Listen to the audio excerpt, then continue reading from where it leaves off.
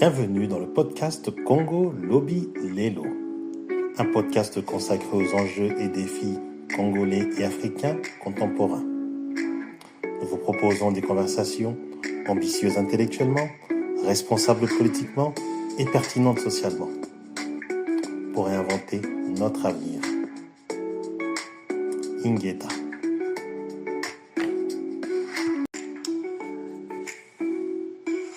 L'étrange guerre. Les fondements, les objectifs, les acteurs, les modes opératoires. L'étrange guerre est une série de conversations autour de la guerre au Congo-Kinshasa avec l'abbé et analyste politique Jean-Pierre Mbelou.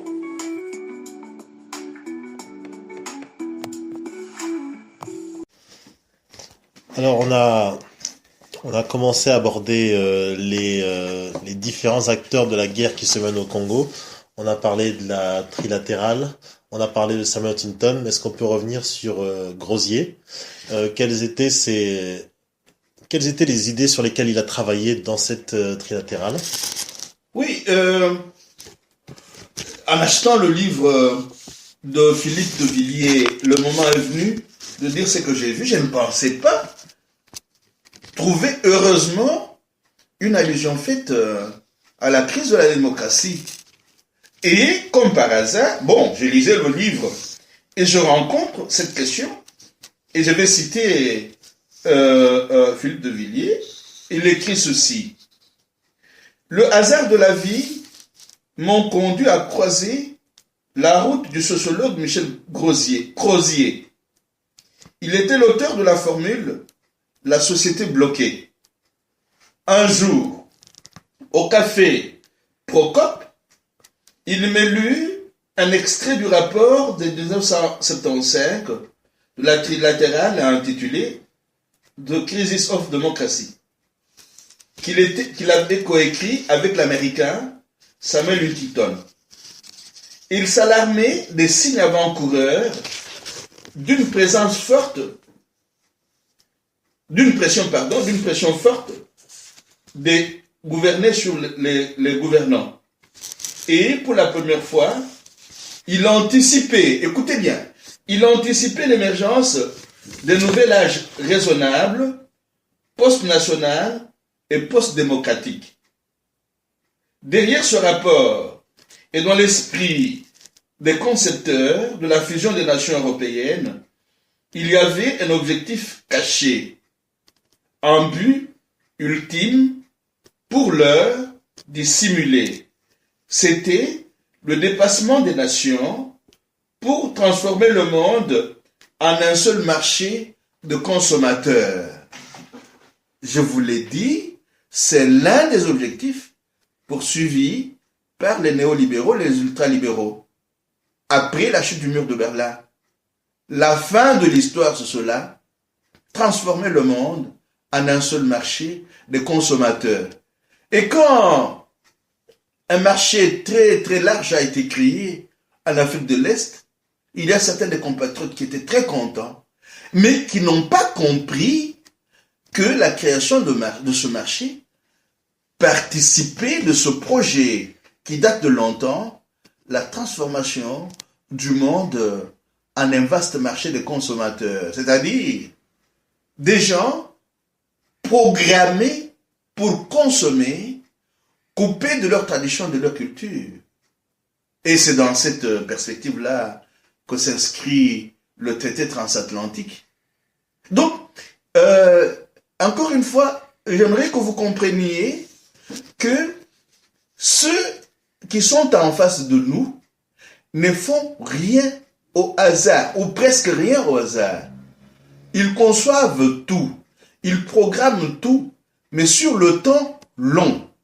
Si nous, Africains et Congolais, n'apprenons pas de leurs méthodes, pour qu'à notre tour, nous soyons capables de travailler sur le temps long, nous serons toujours des victimes ignorantes ou consentantes de leurs orientations. Ok, on va justement passer à ces acteurs qui nous font la guerre. On va essayer de de décrypter un peu ces acteurs et leur rôle dans cette guerre, chacun à leur niveau. Et dans une seconde partie, on traitera des modes opératoires de cette guerre et des stratégies. Donc, un des acteurs principaux que vous appelez acteurs majeurs, parmi eux, il y a les États-Unis et leurs alliés occidentaux qui entretiennent cette guerre au Congo.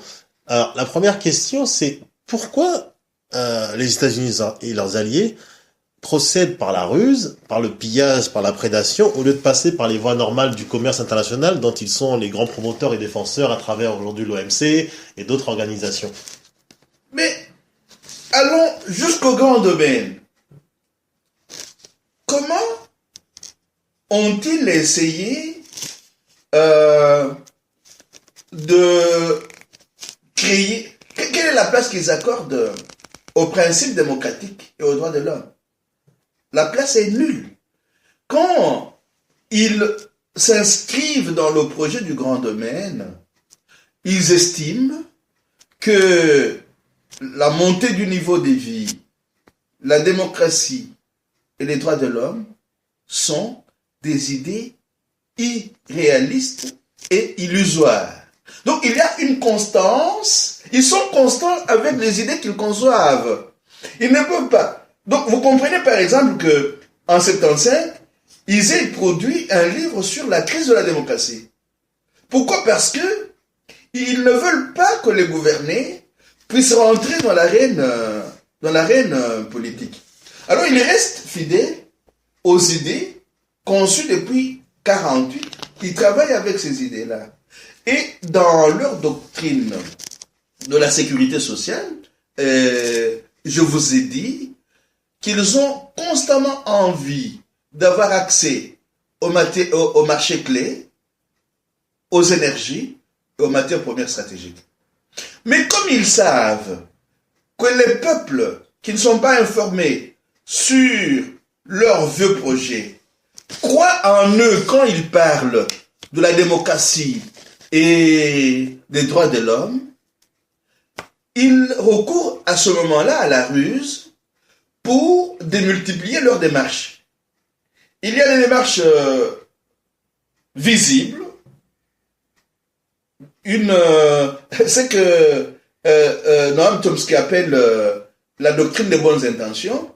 Quand ils formulent leurs bonnes intentions, ils parlent de la démocratie, ils parlent du respect des droits de l'homme, mais vous remarquerez que la lutte pour la démocratie et les droits de l'homme finit par servir les intérêts économiques. Et dans son livre sur al-Bashir, Charles Onana, Menace sur le Soudan et révélation sur le procureur au Campo, al-Bashir et le Darfour, la contre-enquête, Charles Onana écrit ceci. Les victimes de l'impunité servent, comme l'admet George Soros. Il ne faut pas oublier que George Soros a créé Open Society et il participe dans plusieurs instituts américains. Donc, les victimes de l'impunité servent, comme l'admet George Soros, de tremplin à la promotion de l'instabilité politique et à la prise de contrôle des ressources économiques, généralement minières et pétrolières, du pays contrôlé. Vous voyez? Donc, la ruse, le mensonge, et là, il serait aussi important de lire le petit livre de Michel Collomb sur la Libye. Libye, autant et médias mensonges, manuel de contre-propagande. Mais on peut aussi lire le livre d'Honoré Ngwanda, qui est notre ami Patrick Mbeko, Stratégie du chaos et du mensonge. Donc, la démocratie, les droits de l'homme, sont évoqués pour participer de cette stratégie du chaos et du mensonge. C'est leur mode opératoire. Ils opèrent souvent sur deux niveaux.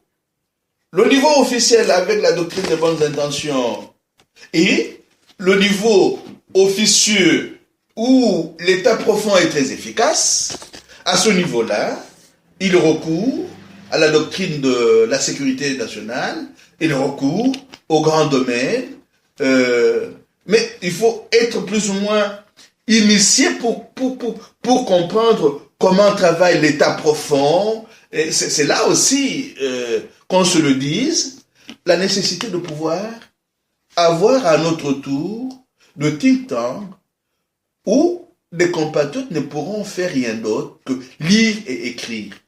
Les deux livres de Peter Dalscott que j'ai évoqués, La route vers le nouveau désordre mondial et La machine de guerre américaine, si nous y ajoutons son livre sur l'état profond, jette beaucoup de lumière sur la façon dont ces messieurs-là opèrent. Et, comme je le notais dans l'un de mes derniers articles, comprendre, c'est déjà agir.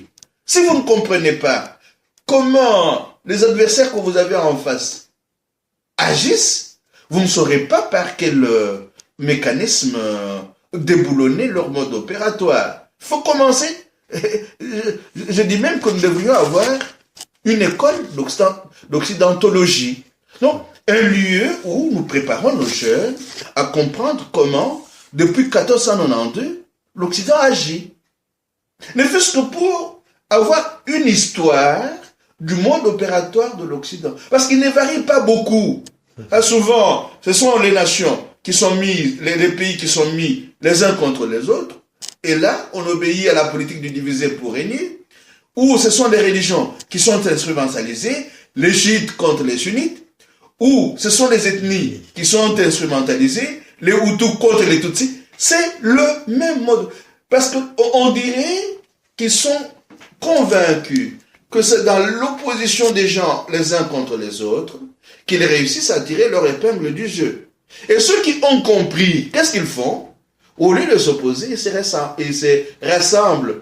Nous avons évoqué le BRICS, donc le Brésil, la Russie, l'Inde, la Chine et l'Afrique du Sud ne s'opposent pas, travaillent ensemble et de manière complémentaire.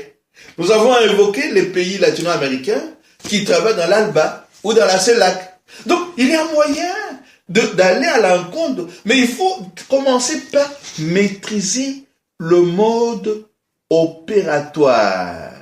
Et le maîtriser sur le temps. Parce qu'il ne change pas beaucoup. Nous avons l'impression que quand nous avons dit demain qu'ils sont nos partenaires, ils vont changer le mode. Non, ils ne changent pas beaucoup. Alors, on a vu les États-Unis. Alors, les États-Unis fonctionnent justement avec des partenaires européens, canadiens. Et sous ce groupe-là, ils se donnent le nom de communauté internationale. Oui. Mais vous aimez préciser communauté occidentale. Pourquoi c'est important pour vous de préciser et qu'est-ce que la distinction apporte? Oui, la distinction apporte ceci. La communauté dite internationale ne prend presque pas en compte les intérêts des autres pays. Si vous regardez derrière vous là, il y a le livre de Bertrand Badi intitulé Le temps des humiliés. Donc, il y a un groupe, et surtout les membres permanents du Conseil de sécurité, qui humilient donc, les trois, l'Angleterre, la Grande-Bretagne, les États-Unis et la France, qui coalisent pour humilier les autres peuples. C'est ainsi que la coalition entre la Chine et la Russie fait partie du temps de la revanche des humiliés. Parce que vous ne pouvez pas humilier les autres peuples impunément tout le temps. Ils vont finir par prendre leur revanche. Donc, la communauté occidentale, ce sont les trois là qui dominent le Conseil de sécurité avec leurs alliés et qui excluent les autres, qui humilient les autres. Voilà pourquoi je m'affaire à faire la différence entre la communauté occidentale et les autres. Jusqu'à ce jour, comme les règles de l'ONU n'ont pas été revues, il y a là-dessus un livre important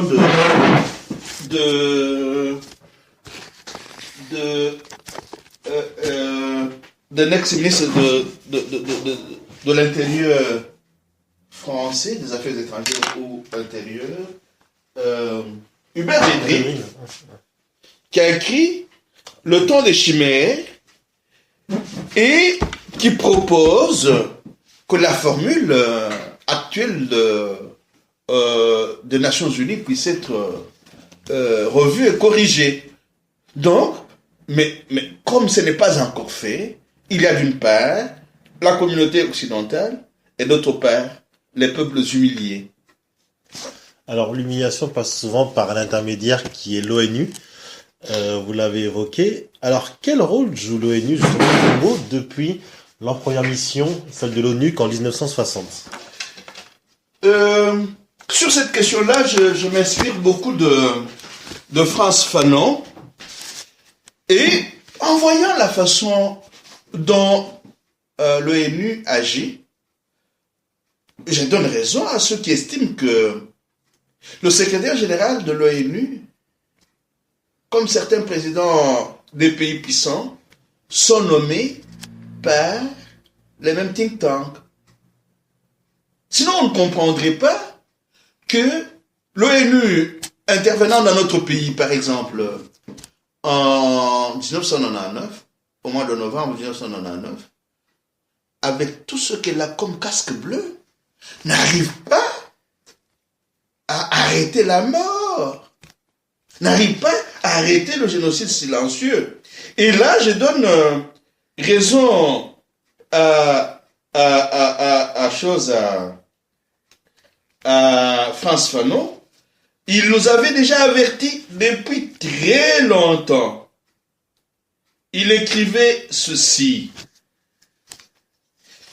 Il n'est pas vrai de dire que l'ONU échoue parce que les causes sont difficiles. En réalité, l'ONU est la carte juridique qu'utilisent les intérêts impérialistes quand la carte de la force brute échoue. Les partages, les commissions mixtes contrôlées, les mises sous tutelle sont des moyens légaux, internationaux, de torturer, de briser la volonté d'indépendance des peuples, de cultiver l'anarchie, le banditisme et la misère. Voilà, là, j'ai cité l'ONU, Frantz Fanon, et ce que Frantz Fanon dit là, semble se concrétiser dans notre pays. Depuis que l'ONU est là, la situation n'a pas changé. Et il y a même des camps de djihadistes qui sont en train de s'installer à l'Est. Là où ils sont. Là où opère l'ONU. Et l'ONU n'a pas changé. Il est toujours comme l'estimait le général de Gaulle. Il est toujours un machin. Il y a un journaliste d'investigation français, Jean-Loup Isambert, qui a écrit ce livre, Crimes sans châtiment, et qui a aussi déjà beaucoup réfléchi sur l'ONU, en se demandant s'il ne fallait pas supprimer l'ONU. Il a publié un livre intitulé « ONU, violations humaines ». Ici, dans Crimes et châtiments, il y fait allusion en montrant que l'ONU, ce n'est pas une institution efficace. Elle ne travaille pas à l'avènement, à la protection de la souveraineté des peuples et de leur indépendance. C'est une machine au service des forts. D'ailleurs, Todorov le disait un peu aussi dans un petit livre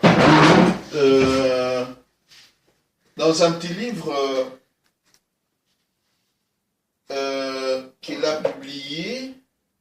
Je crois que je vais le retrouver. Ah voilà. Todorov écrivait ce petit livre. Le nouveau désordre mondial.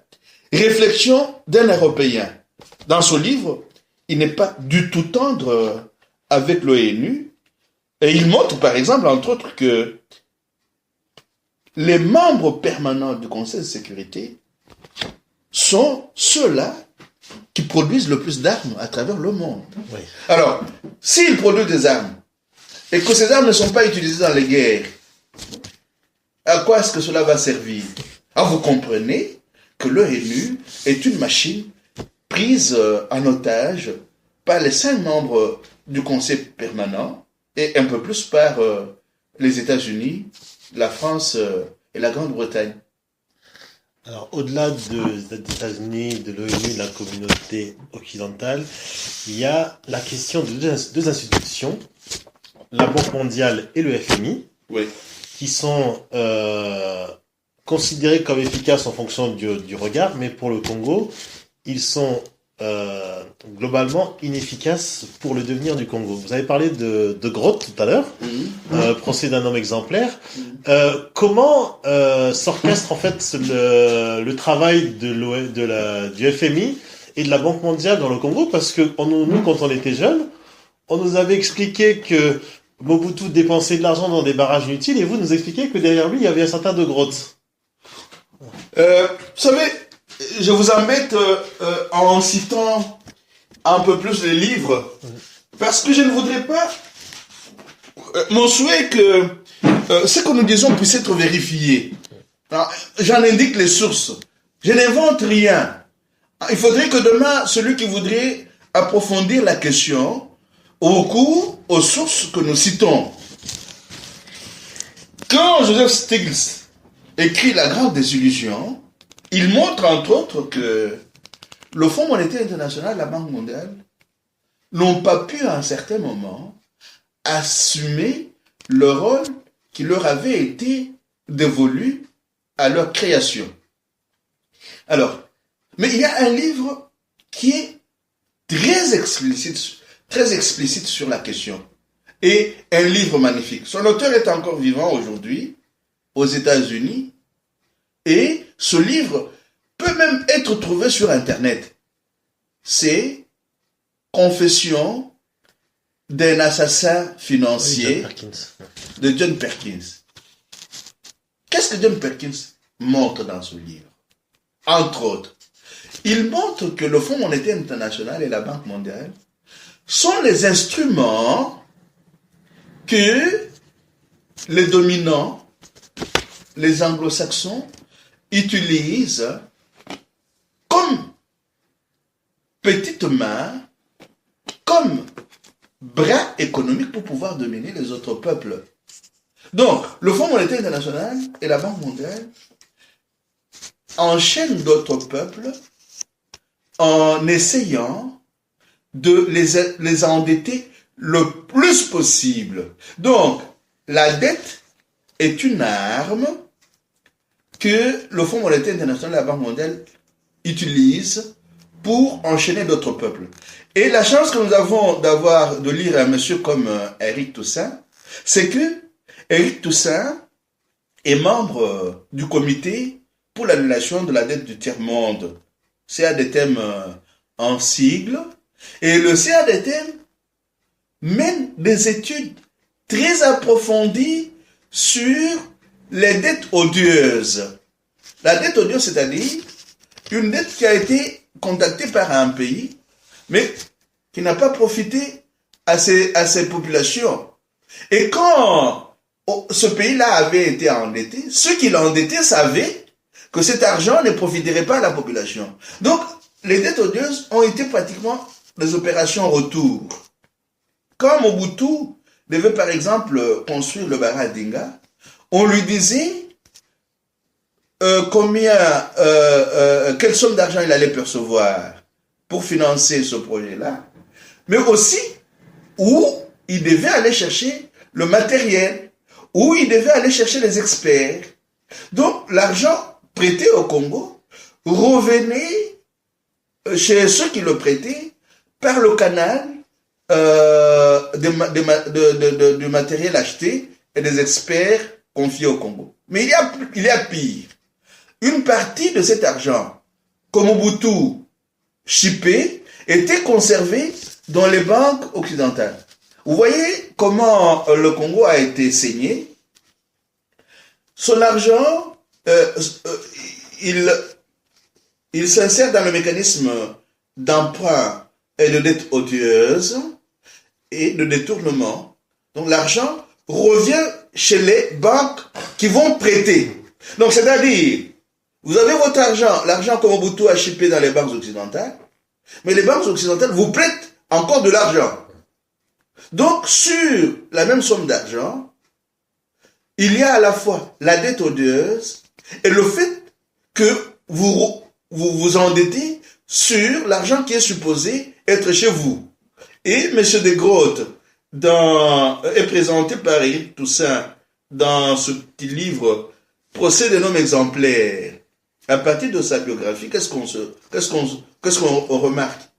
Il avait été à la fois directeur exécutif du Fonds monétaire international de la Banque mondiale, mais aussi conseiller économique de Mobutu et de la Banque nationale là, pendant très très longtemps. Hein?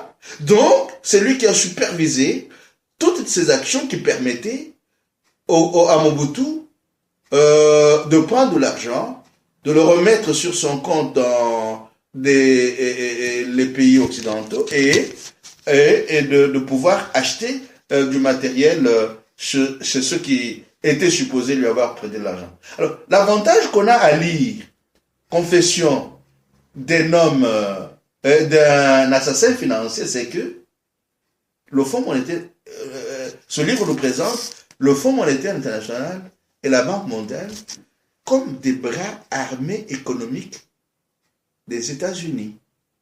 Donc, appauvrir le peuple peut à un certain moment servir au soulèvement des populations appauvries contre celui qui a été utilisé pour les appauvrir. Donc, à travers la Banque mondiale et le Fonds monétaire international, on fait et défait les dictateurs. Mais aussi, on endette les pays pour qu'ils restent éternellement dépendants des grandes puissances. Donc, ce sont des instruments qui font partie du mode opératoire de ceux qui travaillent à l'extension de l'impérialisme. Et John Perkins le montre très très très bien dans son livre intitulé Confession d'un assassin financier. Malheureusement, quand la Banque mondiale et le Fonds international se pointent chez vous, ils vous imposent les programmes d'ajustement structurel, c'est-à-dire, ils vous disent comment vous devez gérer.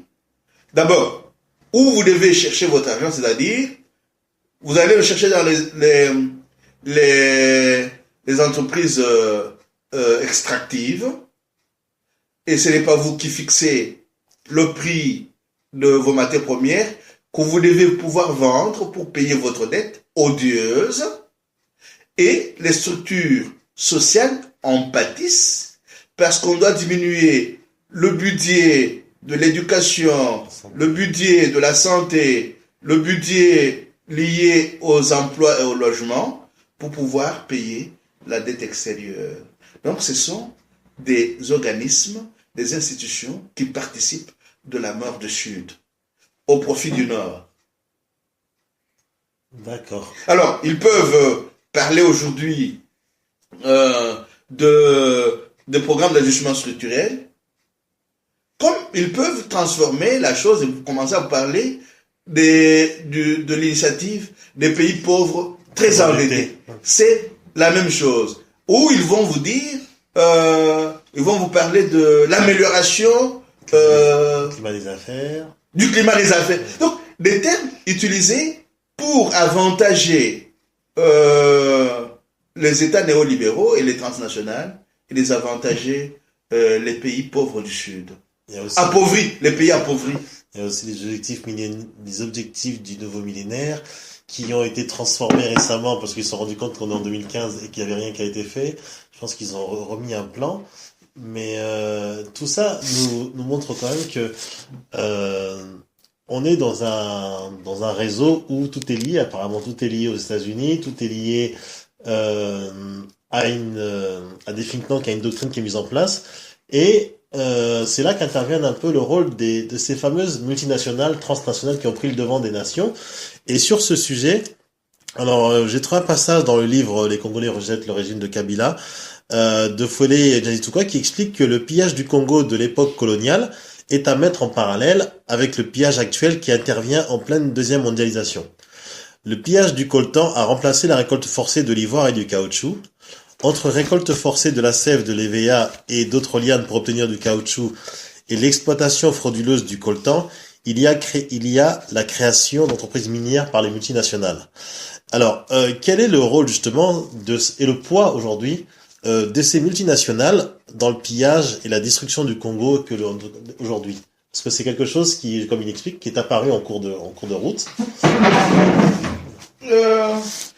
Là-dessus, il est important de lire le livre en dehors de Patrick Mbeko, de Honoré Ngwanda, Crime organisé, et même de Naomi Klein. Ne nous leurrons pas. Ce qui se passe au Congo n'est pas spécifiquement orienté contre le Congo. C'est un mouvement général, comme nous l'avons lu chez Philippe de Villiers là. C'est un mouvement général de création des marchés de consommateurs à travers le monde. Mais le livre que les Congolais sont en train d'oublier et qui a été très très bien fait, c'est le livre d'Alain Denour et Delphine Abadi et William Sacher, Noir Canada. Pillage, corruption et criminalité en Afrique. Ce livre m'a toujours intéressé. Pourquoi? Quand je l'ai lu, je suis allé dans la liste des principales sociétés citées dans les différents rapports de l'ONU et dans ce livre. Et quand vous allez dans cette liste, vous pouvez voir aussi les membres des conseils d'administration. Je prends Barrick Gold, qui est l'une des entreprises qui a beaucoup pillé le Congo. Son conseil consultatif international a compté des figures éminentes de l'économie, de la finance et de la politique, telles que George Bush, père, Paul Desmarais, Brian Milnori, Peter Mank et Karl Otto Pearl.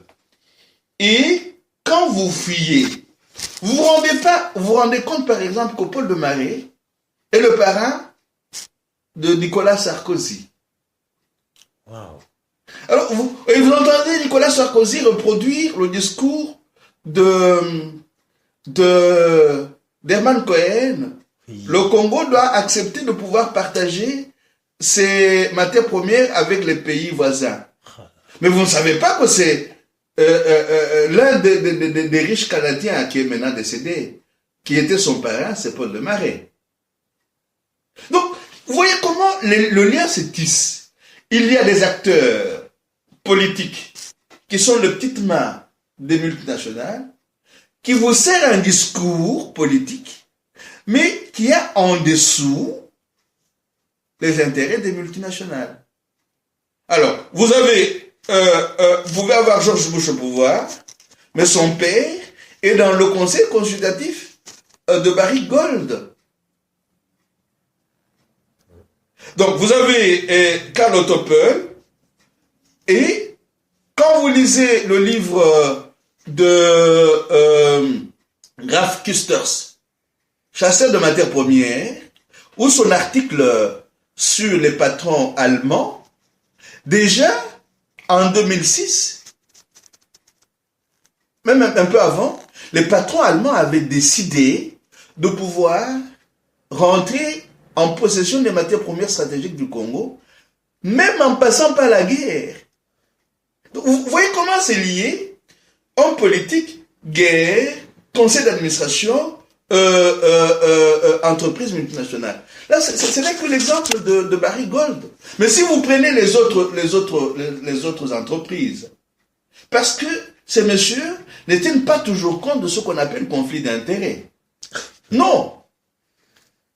Donc, vous les retrouvez, pour la plupart, dans les conseils consultatifs ou dans les conseils d'administration. Et donc, ce livre est de celui qui vient de produire encore un autre livre très intéressant de l'un des co-auteurs, Alain Deneau, qui vient de produire La médiocratie. Donc, Noir Canada est un livre de référence, comme le demeure aussi celui de Patrick Mbeko, Le Canada dans les guerres en Afrique, génocide et pillage des ressources minières par le Rwanda interposé. Donc là, vous comprenez que le sous-titre fait allusion à la guerre de basse intensité. D'accord. Là, on a vu les acteurs majeurs. On va maintenant traiter les acteurs apparents qui sont africains. Est-ce qu'on peut commencer par... alors dans l'ordre dont on va commencer par Museveni, ensuite Kagame, Kabila, mais est-ce qu'on peut commencer par le dernier, par Joseph Kabila, ce taiseux qui n'a a priori pas de passé pour les Congolais, mais comment il est arrivé au Congo? Quel est son rôle dans la guerre de prédation menée par les élites occidentales via le Rwanda et l'Ouganda? L'une des personnes qui décrit convenablement l'arrivée de Joseph Kabila au Congo, c'est Colette Brackman. Dans Les Nouveaux Prédateurs, elle nous informe qu'il est arrivé dans la compagnie de James Kabarebe et c'est James Kabarebe qui l'a un peu initié à tout ce qu'il a pu faire au Congo. Et vous avez trouvé cette référence dans Les Nouveaux Prédateurs. Mais il y a aussi le rapport Kassem, le rapport de 2001 ou 2002 maintenant, je saurais trouver la référence. Quand vous lisez ce rapport-là, vous voyez déjà comment le monsieur a opéré dès que Laurent Désiré Kabila est décédé, comment il a opéré parmi les prédateurs. Donc, il est arrivé comme un cheveu dans la soupe, et en dehors de Colette Brackman, il y a Pierre Péan, qui en parle un peu à partir d'une confidence qui lui a été faite par le président congolais, Denis Sassou Nguesso. Je vais chercher la référence pour que ce que nous disons puisse être fondé sur des références vérifiables. Fais un peu une pause là. Quelque part, Denis Sassou Nguesso se confie à Pierre Péan. Il lui dit ceci: Kabila, c'est un cheval de Troie du Rwanda. Et il partait d'une critique adressée à Kagame. Il disait, on ne comprend pas que Kagame puisse ne pas respecter la France. Il traite Paris de tous les noms d'oiseaux. Alors Pierre Péan, Denis Sassou Nguesso dit à Pierre Péan, si tu vois un paralytique en dessous d'un arbre, en train de s'amuser avec des feuilles vertes, dis-toi qu'il y a quelqu'un au-dessus de l'arbre qui les lui jette. Sinon, il s'amuserait avec des feuilles mortes. Kagame ne vaut rien en dehors de ses parents, américains et britanniques, en dehors de ses parents anglo-saxons. Kabila, c'est le cheval de Troie de Kagame. Pendant la journée, ils font semblant de ne pas s'entendre. Mais la nuit, ils se retrouvent et échangent. Or, en Afrique, c'est pendant la nuit que se disent les meilleures choses. Donc, ce monsieur qui nous est arrivé dans la compagnie de James Kabarebe, a joué chez nous et joue encore le rôle de cheval de Troie du Rwanda, mais aussi de l'Ouganda. Il y a même une photo, nous pourrons la retrouver sur Internet, où on le trouve hilar en compagnie de Museveni et Kagame. Donc, il n'est pas trop facile de voir ce garçon-là, ce monsieur-là, rigoler quand il est chez nous. Mais à côté de ses parents, il rigole, il est hilar. Donc, il n'a été là que comme cheval de Troie de choses. Et quand on relit Colette Brackman, on comprend pourquoi il a été utilisé comme cheval de Troie. Parce que lui va permettre, c'est que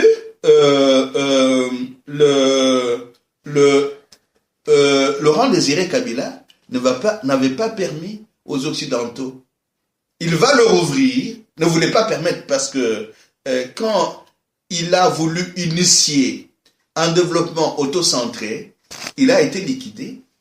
Alors, le jeune homme, lui, a ouvert toutes les portes pour que les entreprises multinationales et transnationales se servent au Congo comme il l'entendait, mais aussi en passant par le Rwanda.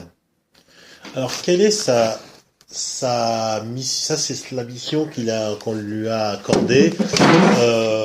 On va dire, c'est sa ligne directrice. Mais au-delà de ça, qu'est-ce qui fait que... Ok. Alors, qu'est-ce qui fait que il a pu rester pendant 15 ans un peu déconnecté des réalités congolaises, un peu fragilisé, mais jamais remis en question? Jamais remis en question par qui? Oui, c'est la question par les Congolais d'ailleurs, en premier lieu. Non, les Congolais l'ont remis en question. Les Congolais, déjà, après l'assassinat de Laurent Désiré Kabila, beaucoup de Congolais n'ont pas accepté que Joseph Kabila puisse succéder à M. Laurent Désiré Kabila. Non. Tout est parti de là. Il a été contesté dès le premier jour où il est monté sur le trône congolais jusqu'à ce jour. Il y a toujours des frondeurs qui ne l'ont jamais accepté. Mais il a l'air de... C'est une personnalité un peu bizarre. Attendez. Ce qui a permis qu'il résiste jusque-là, c'est quoi?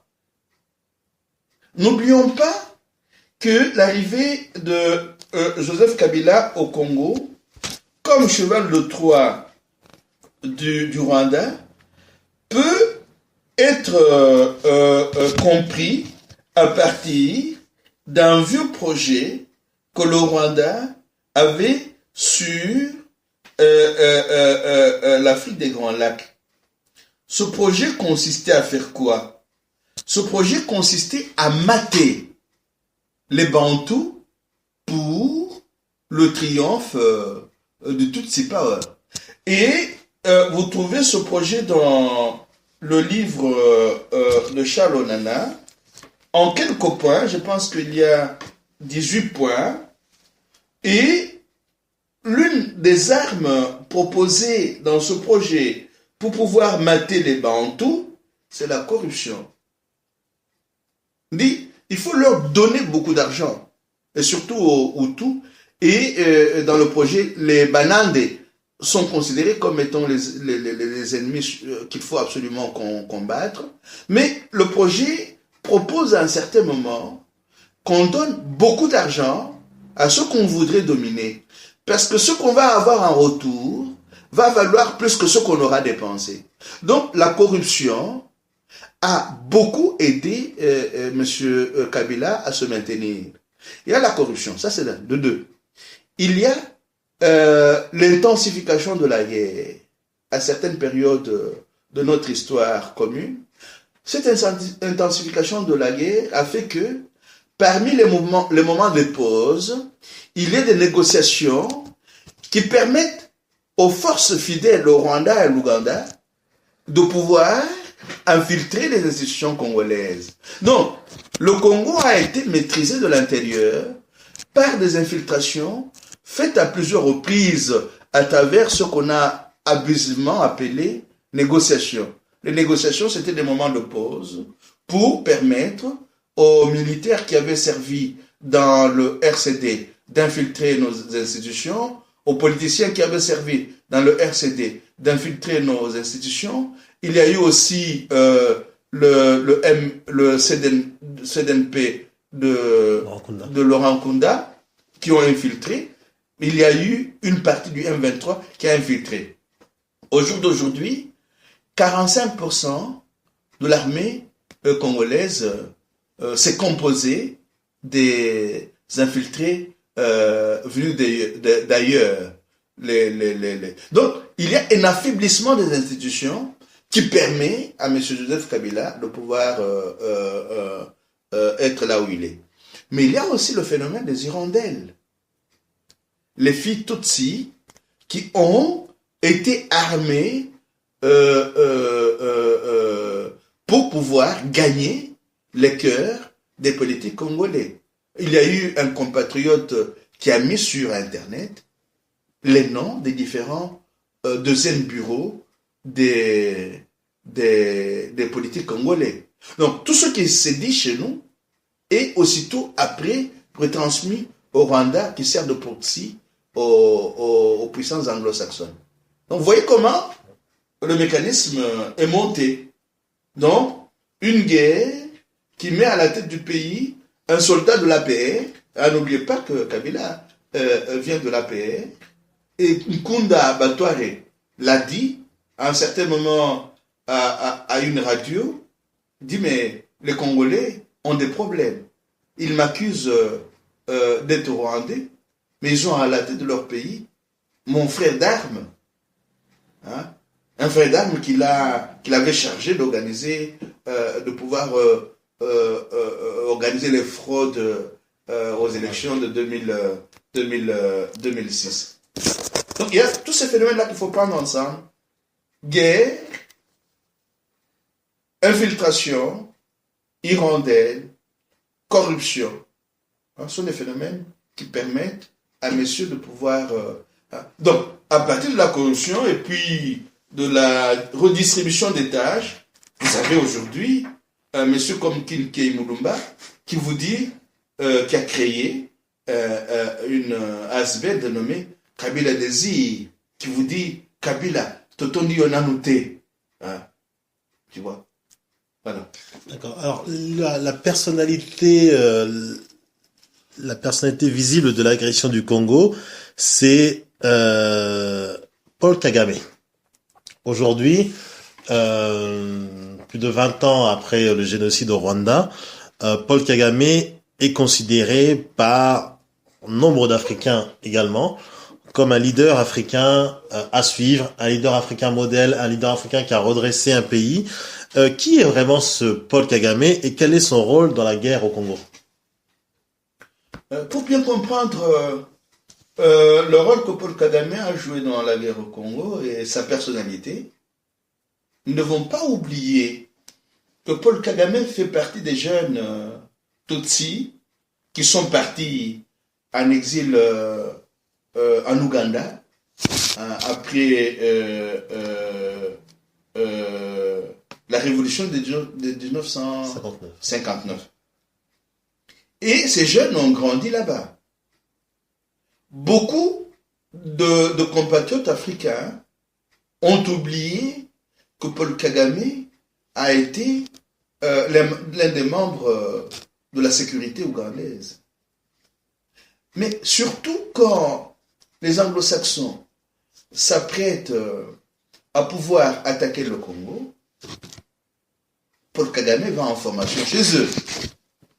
Ils l'ont formé aux méthodes pouvant leur permettre de prendre possession du Congo.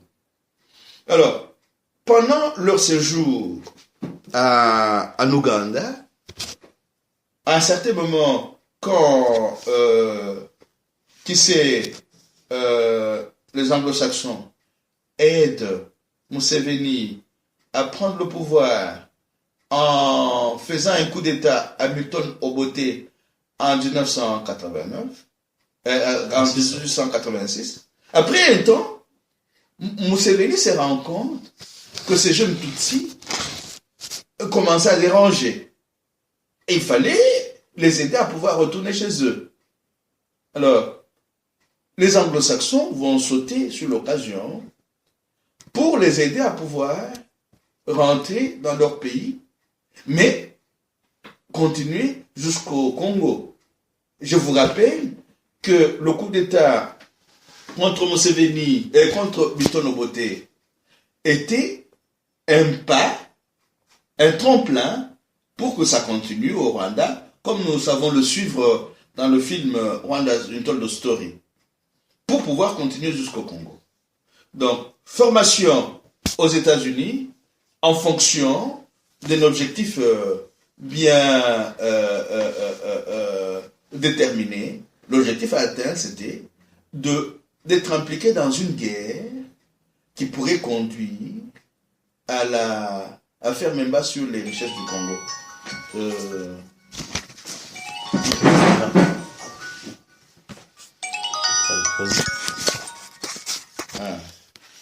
Alors, il était sur Kagame. Oui. Et ce qui est bien du point de vue des révélations, c'est l'intervention de l'un des représentants du parti des démocrates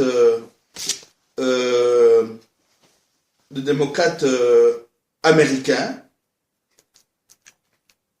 au Congo, Cynthia McNay, qui dit, Cynthia McNay a préfacé le livre de Charles Onana, ces tueurs Tutsis au cœur de la tragédie congolaise.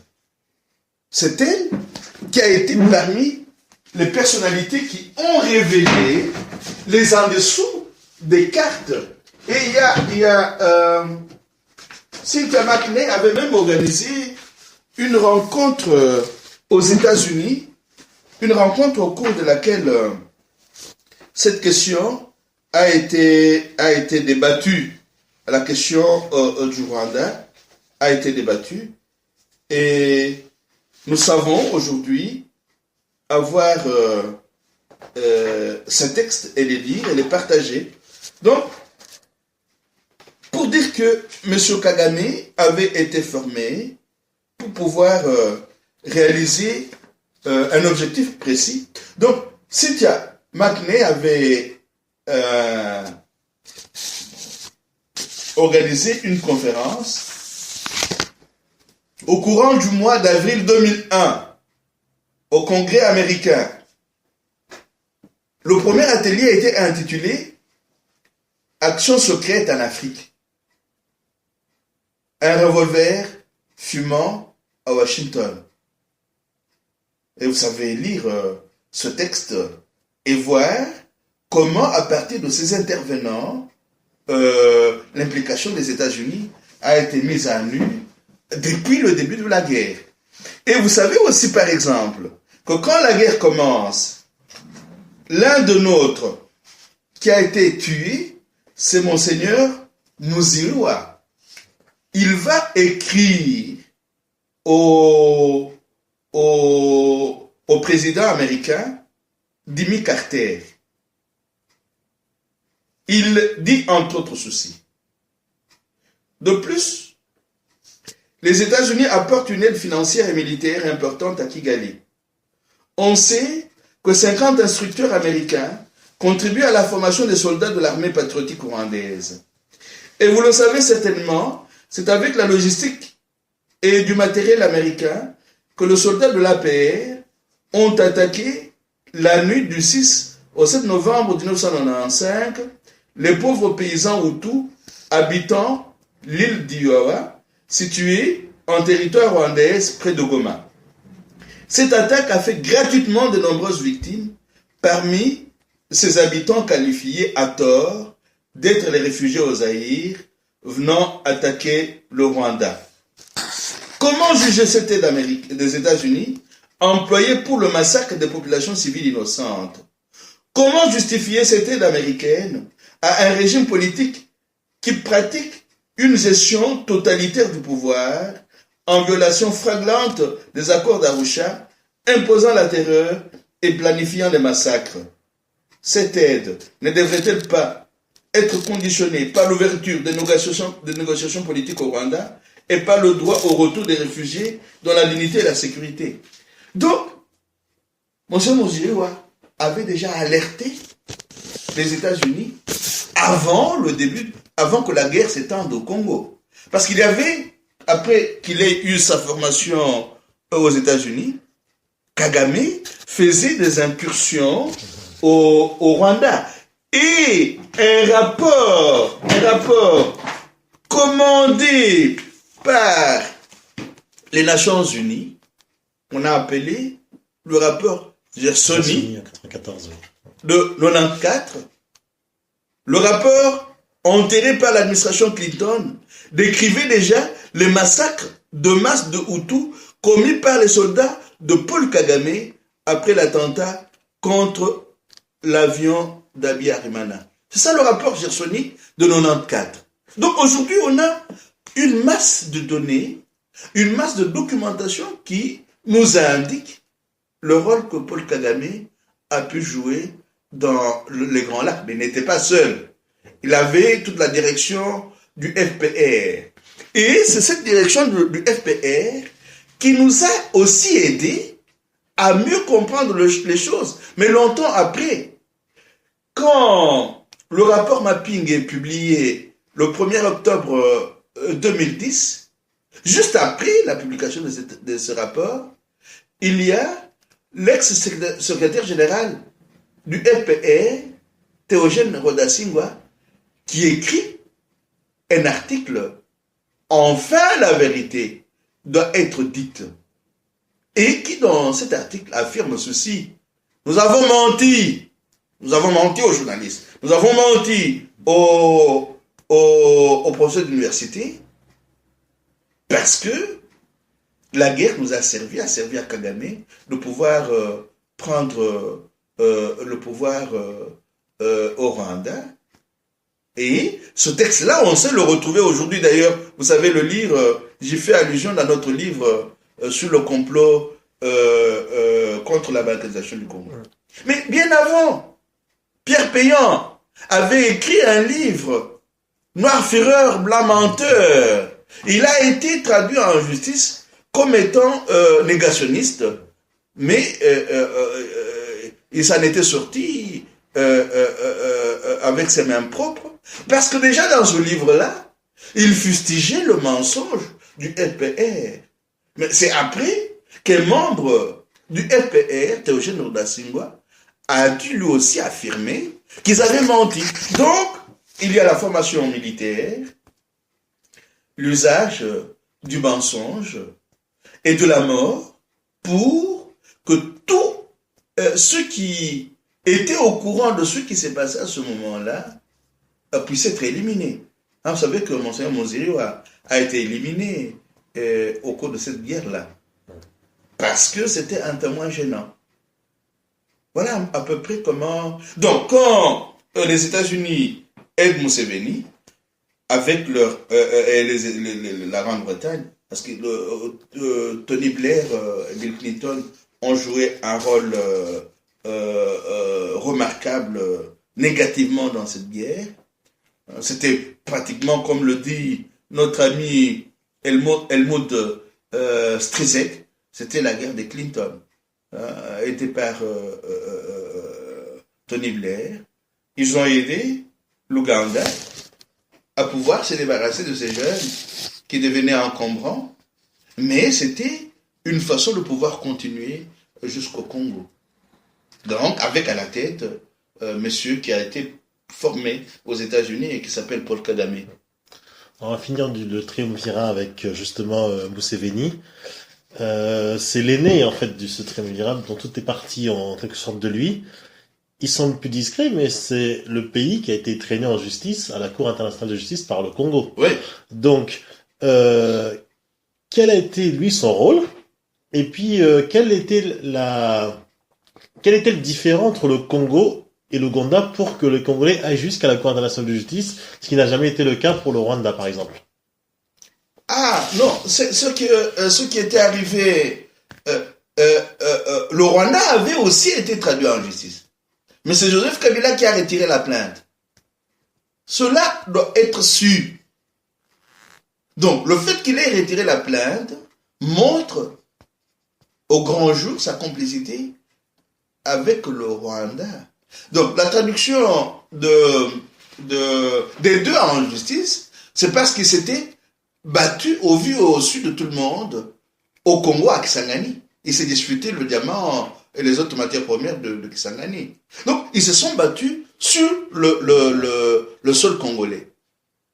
Et l'Ouganda a été reconnu comme complice et a dû payer. C'est pas si l'argent a été déjà, tout l'argent a été déjà bloqué, parce qu'il devait payer comme préjudice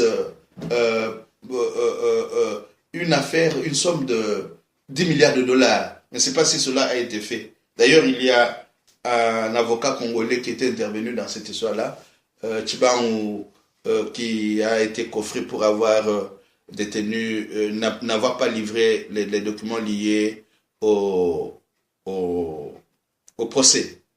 Donc, mais ce qui est bizarre dans ce procès-là, est que l'Ouganda a été beaucoup plus jugé pour cette guerre-là que pour son implication dans le génocide congolais. Et là, c'est la porte-parole de Kala Del Ponte au tribunal pénal international pour le Rwanda, qui explique mieux les choses, qui nous aide à mieux comprendre les choses. Parce que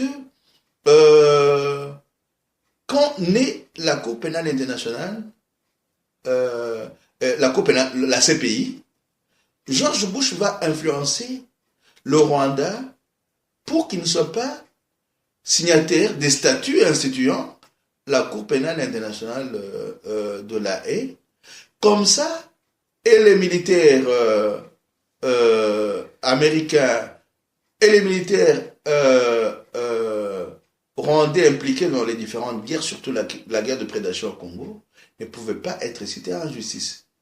Mais Florence Hartmann explique cela très bien à travers ce livre intitulé « Paix et châtiment, les guerres secrètes de la politique et de la justice internationale ». Christopher Black, dans l'un de ses textes, montre comment, même à Arusha, les membres de la CIA intervenaient pour que la justice ne puisse pas être faite.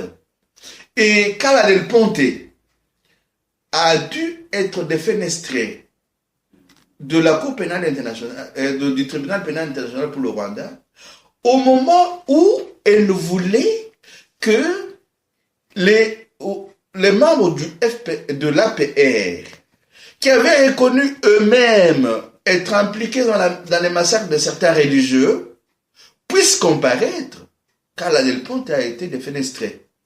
Et dans un texte publié par deux avocats de la défense, Peter Erlinder et Christopher Black, il montre que le Rwanda ne pouvait pas, le FPR et l'APR ne pouvaient pas être jugés. Pourquoi? Parce que si ils étaient jugés, tous les autres, les grands impliqués dans cette guerre, devraient eux aussi comparaître, entre autres les anglo-saxons et leurs alliés occidentaux. Donc vous voyez comment la chose s'est passée. Donc on s'est limité au petit procès lié à l'affrontement-là, qu'au grand procès lié au génocide congolais et au pillage de ces matières premières depuis ce temps-là jusqu'à ce jour. Mais pourquoi? Parce que cette guerre participe des autres guerres secrètes de la politique et de la justice internationale. Pourquoi Museveni est beaucoup plus discret que Kagame? Parce que Kagame, il a l'audace toujours de répondre, mais on se rend compte en relisant un peu l'histoire congolaise de ces 30 dernières années que à la base, c'est Museveni qui a introduit Kagame qui a introduit Kabila, et donc il a l'air un peu d'être le chef d'orchestre de cette organisation, en tout cas dans l'Afrique centrale, et c'est une voix qu'on n'entend pratiquement jamais. Bon, peut-être que c'est lié à son style et au fait qu'il préfère beaucoup plus agir que parler. Ah, n'oubliez pas que jusqu'à ce jour, j'ai rencontré un ami congolais à Bruxelles qui me disait ceci. Il venait du pays, pour des raisons évidentes, nous ne pouvons pas citer son nom. Jusqu'à ce jour, l'Ouganda dit qu'il tient à prendre l'or congolais.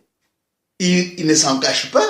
D'ailleurs, certaines bornes de nos frontières ont été déplacées vers chez nous parce que l'Ouganda tient à prendre l'or du Congo. Donc, ils ne s'en cachent pas. Eux agissent un peu plus qu'ils ne parlent. Et toutes ces histoires de l'armée du Seigneur, de ceci, de cela, ce sont des montages qui leur permettent de faire leurs incursions au Congo et de prendre ce qu'ils veulent, mais toujours en complicité avec leurs parrains, quoi.